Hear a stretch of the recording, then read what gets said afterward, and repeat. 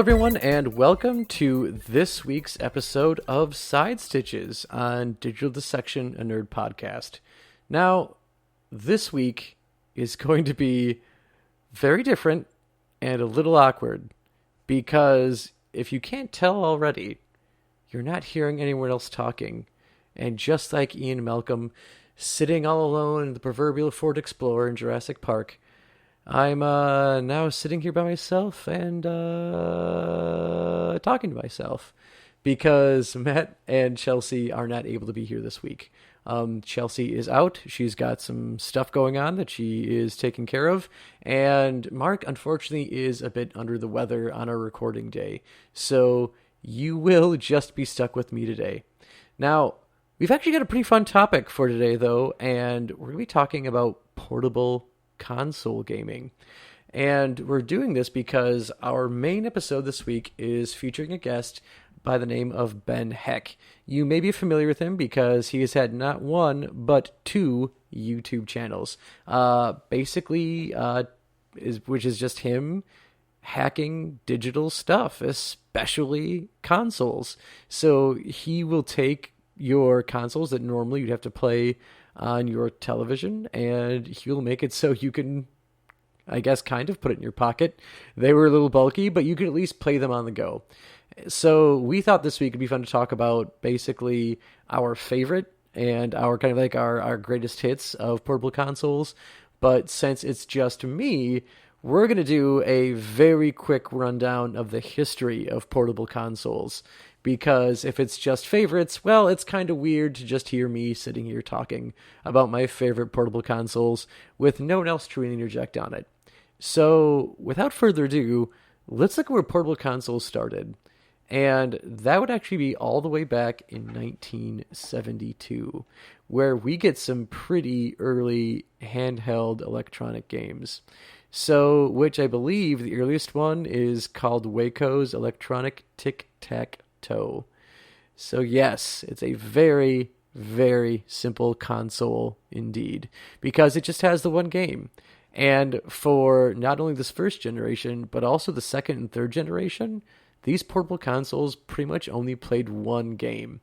And you had, by and large, through all of them, these static backgrounds where even if the console wasn't turned on, you would always just see the background there. And it was kind of an easy, or not an easy, but a way around programming that for the game itself. You have this thing permanently there for your screen, so you can kind of have this background of what's going on. And then you only have to deal with programming the sprites. And when you have a limited space that you could do that with, it's a pretty good idea. And I remember having at least like 2 or 3 of these things. I remember I had like a leftover Game & Watch ball that was hanging around for a while. And I know I was thoroughly excited when the little Game & Watch dude eventually shows up in the Super Smash Bros. Franchise. But I digress. I also had like a Super Mario, I think it was Super Mario Land, was one of these two, where it was just basically Mario jumping and like the screen kind of moved for you and was more or less like the Google T-Rex game when when there's no internet or no Wi-Fi for you. That's more or less the ability of these games. And I know my favorite one was actually this really cool Ninja Turtles one. It had this really long, sleek green design that was pretty cool. And I still have it. And by I still have it, what I really should say is that it's still at my parents' house. Because like many things, my parents don't like throwing stuff away. And for some reason, they have an affinity for old electronics that they don't know how to fix, that I don't know how to fix, and that no one wants to fix. But my dad won't get rid of them. So it's sitting there. And if the trend continues, let me know if you're interested in that old Ninja Turtles, like non-working, like would be like 3rd generation portable console, because I probably won't be allowed to get rid of it, so I'll have to will it to you if you really, really want it. I'll find some pictures and put it up on Instagram so you can see it. But yeah, which brings us to where things would actually get, like, worth mentioning. And this is going to be the 4th generation of virtual consoles. Because, again, those first 3 generations, very, very limited in what they could do. And when I say generation here, there is a bit of a, I don't know, take that with a grain of salt, because these generations, even like I guess like their big brother consoles that are stuck attached to your TV, there is overlap in production, because while they may have a a descendant that later on comes down that is more powerful or sleeker or smaller or has some new function to it, there may still be games coming out for that previous generation. So they just kind of keep making it and doing it. It's very similar to how like the PlayStation 2 online service finally went down, within the past like 5 or 10 years. So not even that long ago as they finally stopped doing service for it. These little portable consoles also had the same deal, where they just had games that extended past like basically what was usually intended for the consoles to have for like their, I guess like their main run at life. So let's get into where things may sound familiar. And I'll go with the first true portable console. And that is going to be not the one you're thinking of, actually, because I think a lot of you may be thinking of probably the earliest portable console you had, and that was the Nintendo Game Boy. I know that was my first one, too. But believe it or not, 2 years before it came out, way back in 1987, you had the Epix Handy Game, which you may not know that, and it may not sound familiar. And that's because 2 years later, the same portable console was rebranded as the Atari Lynx. And this thing was ridiculously ahead of its time. In 1989, it had a backlit screen, which is something that Nintendo portables wouldn't get until 2005. And even then, it was like the second release of that portable console in 2005 that Nintendo finally put a backlit screen in there. So not only could you have a backlit screen so you could, play in the dark when you're supposed to be sleeping, but you didn't care about sleep because you were young and no one is worried about going up to, waking up to go to school in the morning because there's gaming to do. If you couldn't see your character through the backlit screen, you could actually zoom in on these things because they actually had so you could scale the sprites. And what I think is one of the really cool features of this is that it was, for lack of better terms, it was an ambidextrous portable console. So when I say ambidextrous, obviously you don't have to be right-handed to play a Game Boy. But when you think about it, like your dominant hand is the one taking care of the A-B controls. Your left hand's doing your directional thing. And if you're left-handed, that's backwards. But the Lynx was really cool where you had if thinking from a right-handed perspective, I've got my D-pad on the left side of the Lynx. I've got my screen in the middle. And on the right side, you've got your A-B button on the bottom, speaker right above it, and then even above the speaker, another A-B button. So if I was right-handed, I'd play with the bottom ones. But if I was left-handed, I could flip the console so that my right hand is now taking control of the D-pad, and my left hand can do the A-B button, which is really, really cool. Things that didn't work out very well for the Atari Lynx. One was production shortages happened, and they just couldn't really keep making them for very long, which I'm guessing is probably due to cost, as well as probably like the biggest, not the biggest problem, but another big one was short battery life. I couldn't find like how long they were last, but I mean, I remember like having my Game Boy being able to last for quite a while before having to replace those 4 AA's that win that thing. So if this was complaining about short battery life, it probably didn't make it very long. And what probably had to be like the most damning thing for it was just lack of compelling games, which, that happens to a lot of smaller consoles or even like we've talked about like RPG games trying to find their ways onto like PCs. And there just isn't a market for some of the things that happen. So this becomes like a total failure. But what's crazy about it is Telltale Games, one of our favorite companies for gamings, believe it or not, kept making games for the Atari Lynx. Because eventually Hasbro takes over and has the rights to the Lynx, and Telltale would make games for it all the way until 2004. That was pretty long. I mean, you're already several Game Boy like generations after that. and like a few other competitors, which we'll get to here. So, but by and large, the Lynx was definitely dead. Not on arrival, but shortly after. The other one that came out after the Game Boy. Well, no, I won't skip around. We'll go to the Game Boy because that's the one we all love. What's the one we know and love? That comes out in 1989. And this is where a lot of us really got that introduction again into portable gaming. We had our basically no color screen. And like I said, unlike the Atari Lynx, it's not backlit. So no color, no backlit. But it's pretty affordable. This thing was $89 when it came out. And you got great games like Metroid and Kid Icarus. You had Mario Land for this. And not to mention, when Tetris comes out in the early 90s, forget about it. You didn't need anything else after that. You look at like overall sales for this thing. Initially, the Game Boy moved at least 64.4 million units initially, which is insane. But that was from its release in 89 to 2004. Numbers after that showing in 2005, when apparently, because they were still selling Game Boys in 2005, which I'm talking the bricks, not any of the previous generation, not previous generations, the after generations from the original one. Apparently they kept selling, and this thing moved 118 million units from its introduction all the way to 2005, which is, insane. And I'm guessing that a lot of those units could be, people wanting some nostalgia because they had an old one at one point. You could buy a refurbished one, or I guess technically a new one from Nintendo. I think mine still has the 1-800 number on the on the back panel in case something went wrong with it. So if anyone else still has their Game Boy, how about you give the 1-800 number a call and see if it's still working, because that would actually be pretty cool if it was. And so, of course, that was the commercial success for Generation 4 here. But it wasn't even the last one for Generation 4. We had a few others this go around.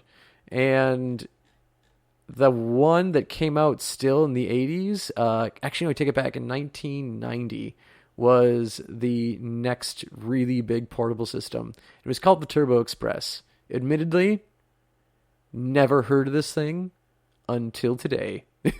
So, I grew up in a small town. I think, finally hit like 4,000 people in the early 2000s. So I do not recall the Mauston Kmart ever having a Turbo Express.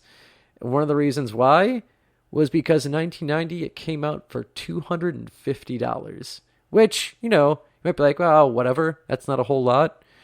Today, it's not a whole lot if it's just $250. But because it is a tradition on this podcast that we adjust for inflation, I will have you know that if you bought a Turbo Express for $250 at retail back in 1990, you paid $551 for it today, which again, that's more than like new OLED Nintendo Switch money, which is crazy because this thing, while actually, pretty good for its time, it had the same size screen as the Game Boy, but at a much higher resolution. It was backlit, it was color, and that resolution could display 64 sprites at the same time. It had 512 colors. It was actually pretty darn impressive, but very much like the Atari Lynx, not a ton of great games for it. Even though what was there was pretty cool. Like they had basically a flight simulator game called Falcon, and you could connect your two Turbo Expresses, kind of like you could through a link cable for the Nintendo for the Game Boys, and you could have like a head-to-head dogfight mode, which is pretty cool.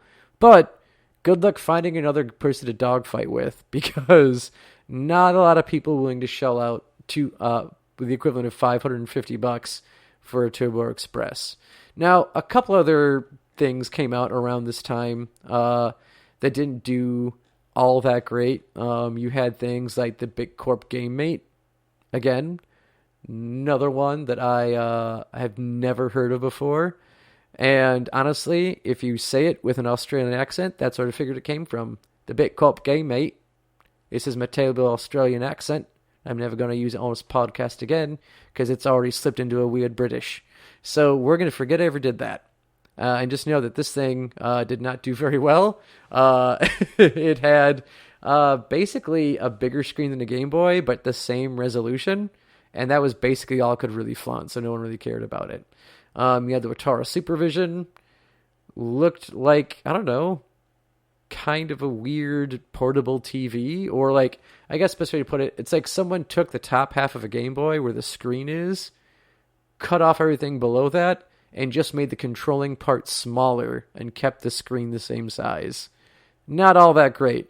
But what did make a splash, and one thing that I do remember, is the Sega Game Gear, which is probably where other people listening to this podcast may have gotten their start into portable consoles.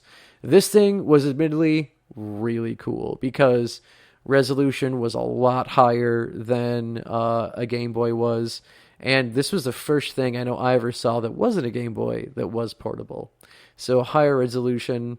I'm pretty sure this was backlit as well, and something that was actually really cool is that its screen was intended to be a touch screen, which is crazy because this was in 1991 is when the Game Gear came out. And they're like, yeah, this thing could be a touch screen.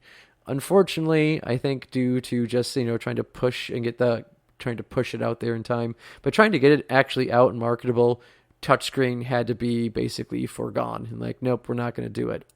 But this thing was super cool. It came in two colors. It was either black or navy blue. The few people I saw that just had black Game Gears. And this was the same friend who lent me The Legend of Zelda Ocarina of Time for at least a year. So needless to say, he did not lend me his Sega Game Gear for a whole year. Because, well, this was before the Ocarina of Time anyway. But anyway, yeah, I didn't get to have a Sega Game Gear, other than playing it while I was at his house in limited capacity. And this was another one where it was a pretty costly one. In 1991, this thing was $289. So, pretty costly, but unlike, our Turbo Express, this thing was probably honestly worth it. You're looking at something that's Nintendo switched in, length. With a much smaller screen, obviously, because it's 1991.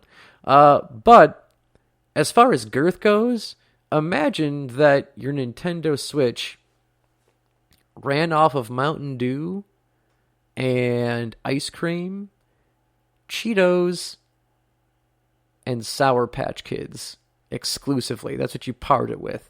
And when you fed it those things, it acquired the mass of those things.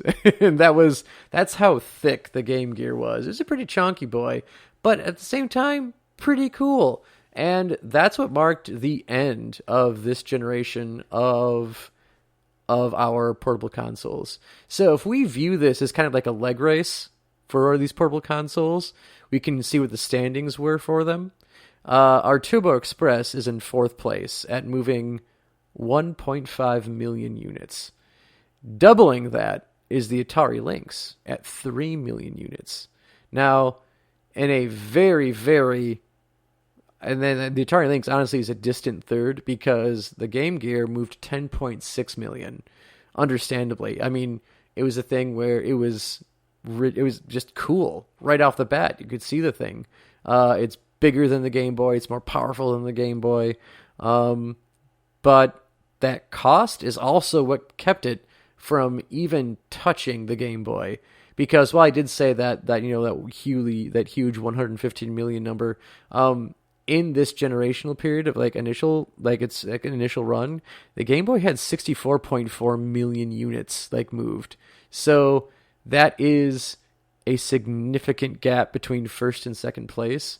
And we see here, Nintendo begins its legitimate stronghold over portable consoles for quite a while to come. Because we hit the fifth generation. There are really only,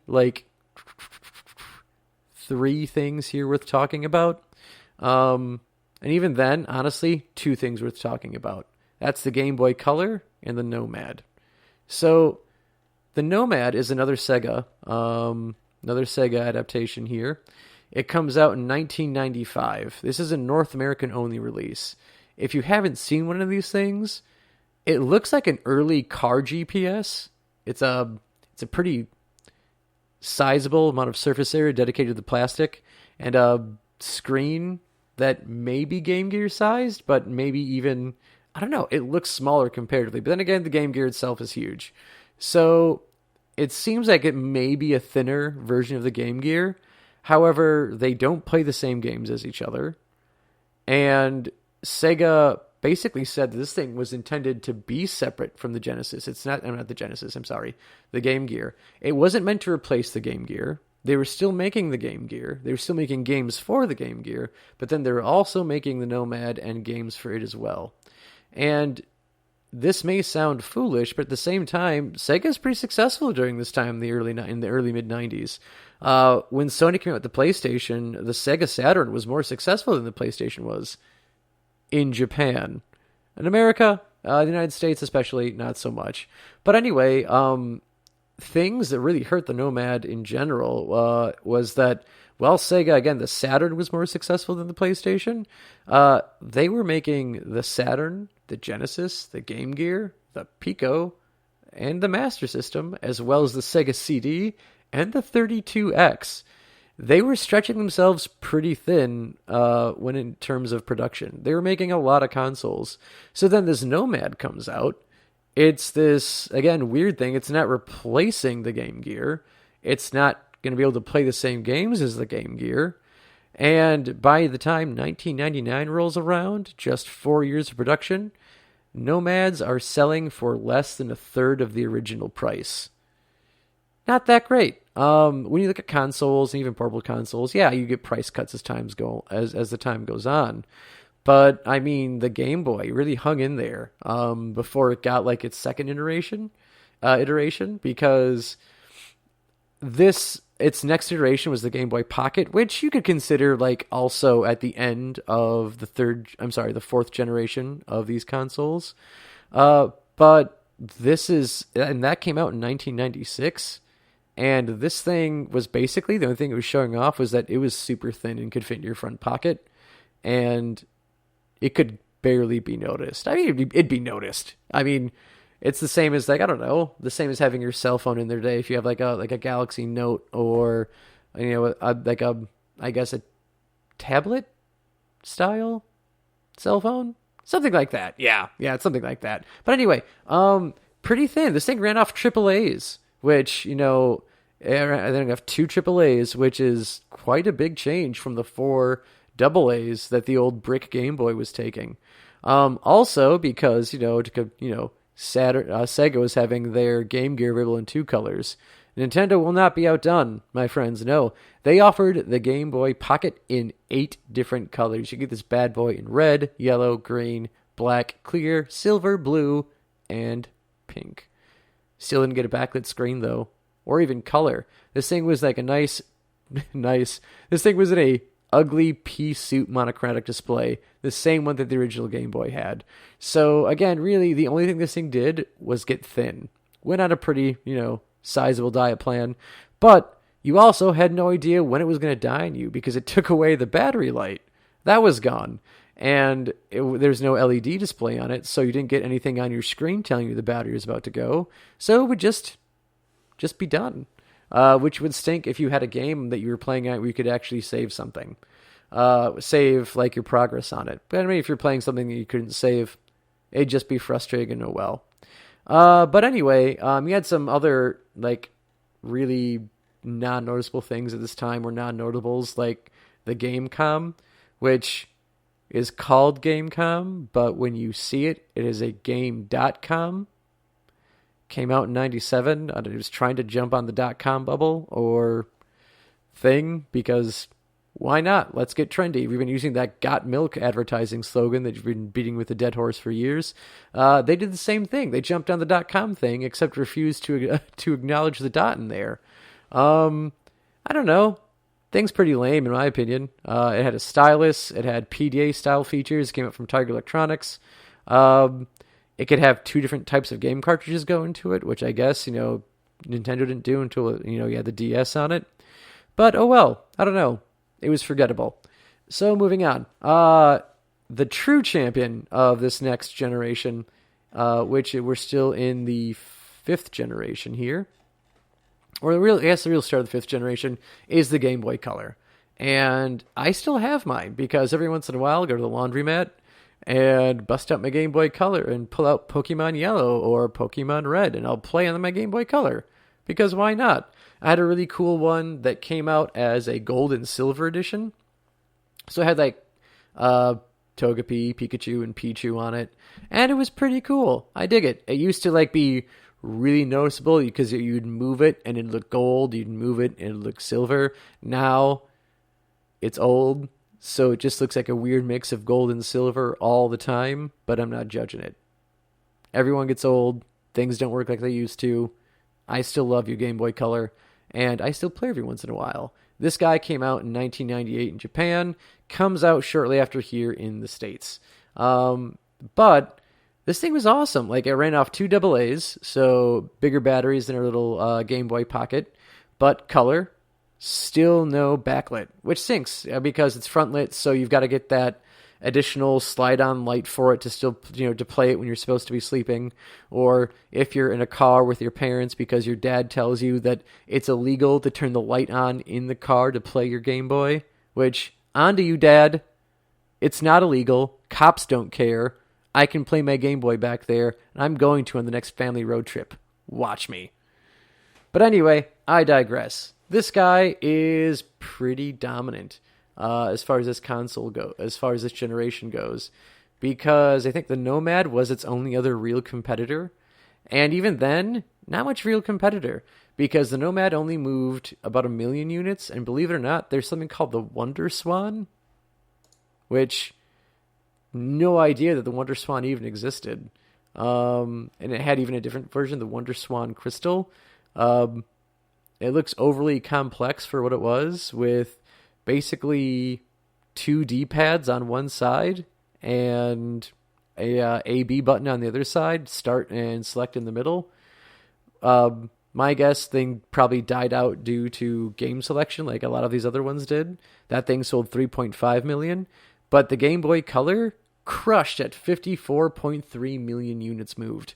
So again, you're talking about a Grand Canyon between the Game Boy Color and its nearest competitor. Nintendo is just laughing at its competitors in this portable console foot race here. And then when you get to the next generation, you get to Generation 6, it had the N-Gage was a competitor here. And this thing, it is like the BlackBerry of the portable console world. There are so many buttons on this thing. You have a full 1 through 9 number button on this thing. It's got literally, I think you can take phone calls on this thing. It's like a weird smartphone that was meant to be a gaming console too. It was made by Nokia and moved 3 million units, but I'm guessing this is also the equivalent of Easy Edge and whatever the internet you had on your Nokias back then. It was clunky, didn't work very well. And 3 million people bought it, and I'm guessing 2 million people regretted it, because the Game Boy Advance family moved 81.5 million units and just crushed the N-Gage. And I have my Game Boy Advance still.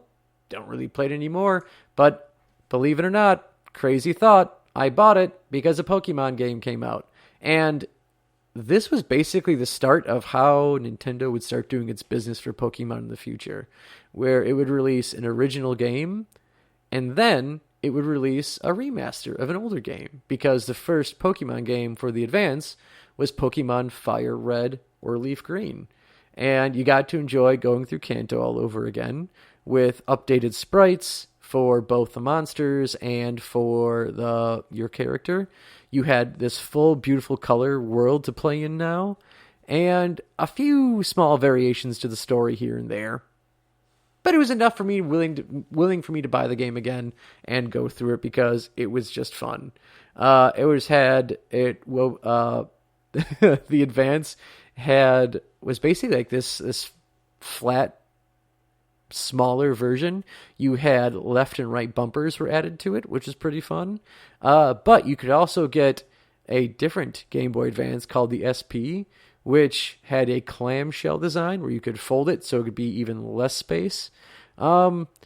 Still, these two were front lit for the most part until eventually you got the Advance Micro in 2005, which is finally backlit, and Nintendo can finally have a backlit system for all of us trying to not sleep and play video games so our parents won't notice. Thank you. It took you until I graduated high school and actually kind of game up on console gaming, because I take a pretty big break here as far as things go for our consoles. And in the interim, the noticeable things that come out, we get the Nintendo DS is the next really big thing that comes out. And that is what's starting the 7th generation, is the Nintendo DS. And in that same vein, or that same generation, we finally get like a reasonable competitor for the Nintendo DS in the Sony PSP. So when you look at these two together, we've got the Nintendo DS has two screens. It can fold in on itself. Top screen is for like your game and what's going on, and that bottom screen is like an additional touch screen where you can manipulate the stuff that's going on in the game. So that was relatively newer, but also not just new, but functioning and working very well compared to any of the competitors that I may have glossed over in previous generations. And of course, way back when in 91 when the Game Gear wanted to do it but just couldn't figure out to make it work, Nintendo finally does with the DS. And again, like, I wasn't really gaming on it at the time, so I can't talk too much about it. And it's too bad Mark's not here, because Mark is someone who had a PSP. And when you compare the two together, the PSP is bigger, a little bit chunkier than the Nintendo DS, but the screen's much bigger and is very, very beautiful compared to the DS, where like Sony does this really good job of making it seem like portable gaming is something that's more than just for children, because that's how I felt with portable gaming for quite a while, is that like my Game Boy 1 was for kids. You've got boy attached to it. So that was something we're like, all right, well, I've grown out of this because no one wants to be lugging around a Game Boy anymore. And which is probably why, Nintendo decided to go with the DS. Granted, DS is for dual screen, but I mean, they could have just as easily called it the Nintendo Game Boy DS. But they just ditched the Game Boy name altogether. But anyway, Sony, again, they have it seem like this is really more of not an adult gamer, but a grown-up gamer's portable console. Bigger screen, more Sony-like feeling controlling on the sides. Game selection looked like it was pretty all right. You had an Assassin's Creed game on there, which didn't review very well, but you know what? Every other one of those games seems like they're a miss anyway. As much as I love the franchise, you get some clunkers in there. It's just what happens when you try pushing out a game every single year. But yeah, the PSP gets like a Go version and a Street version where I think it gets thinner. You get some more responsive gaming to it. And, again, it does pretty well. It challenged Nintendo, like, for the first time reasonably since the Game Gear, because the PSP moved 81.09 million units, while the Nintendo DS only moved a modest 154 million units. Which, again, yeah, you can see, like, between the two, Nintendo is still very well in first place. But at the same time, that's closer, I feel like, than, like, the Game Gear ever got to touching the Game Boy, or even, like, or the Game Boy Color. So, good job, Sony. You put something out there that works.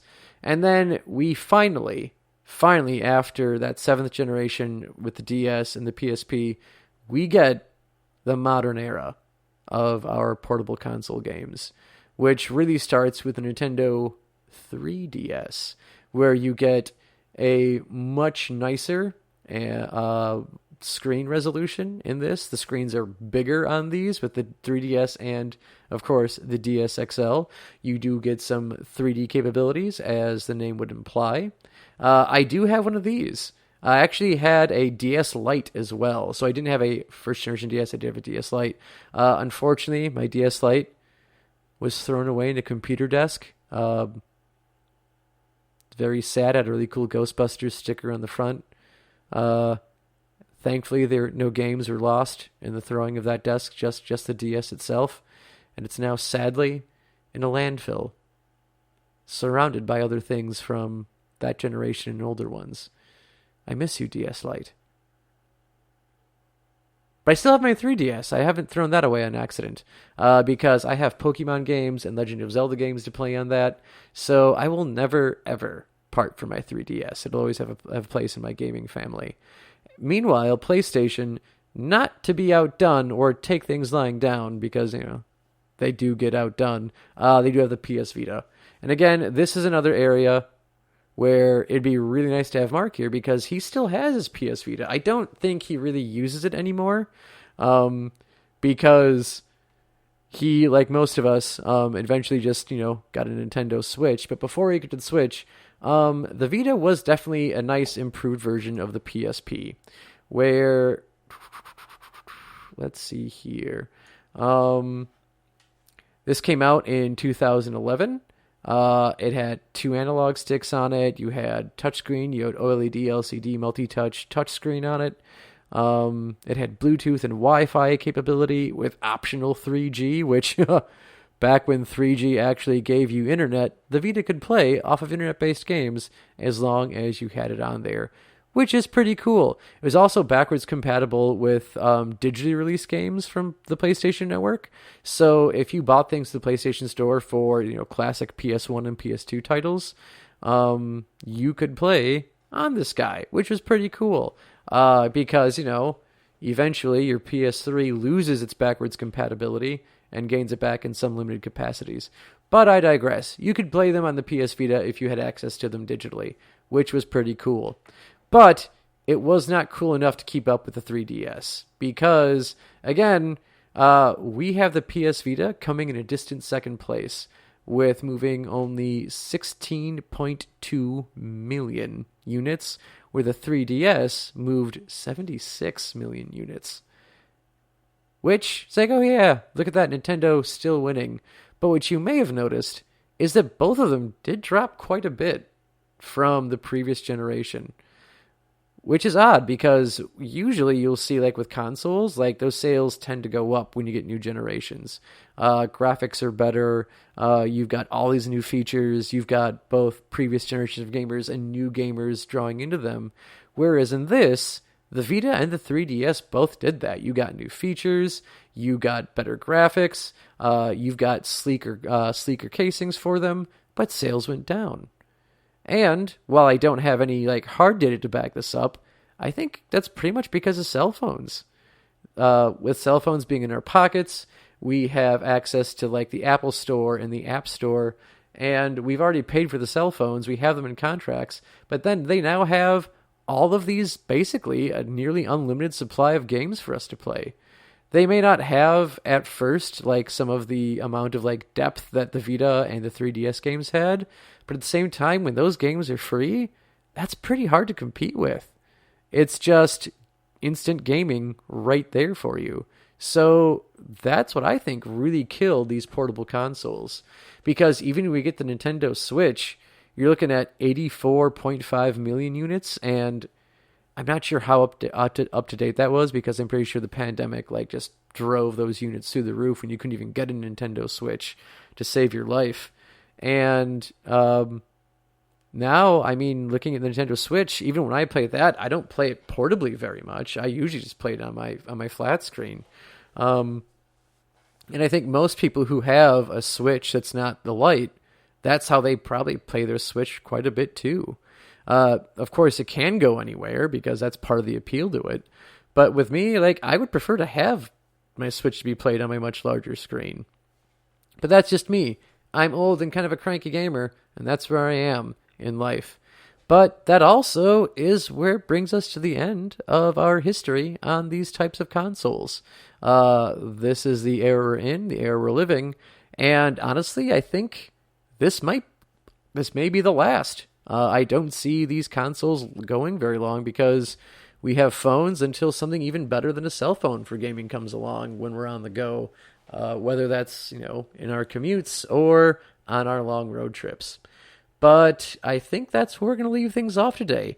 This was kind of a longer side stitch, and it was me just kind of rambling about portable consoles for 40 minutes. So if you're still here, thank you so much for understanding that this is a homegrown little operation and that sometimes members of our family may stumble, may fall, but the show just kind of keeps going on, and we're going to do what we can to give our listeners something because we also care about getting something out to you. So thank you very much for listening. And just to really throw something weird at you, because I already did one bad accent today, I'm going to say we're going to end this episode with me demanding pictures of Spider-Man. And that's all I want on all of our social media, are pictures of Spider-Man, because it's going to confuse Mark and Chelsea when you keep posting them there. Give me pictures of Spider-Man.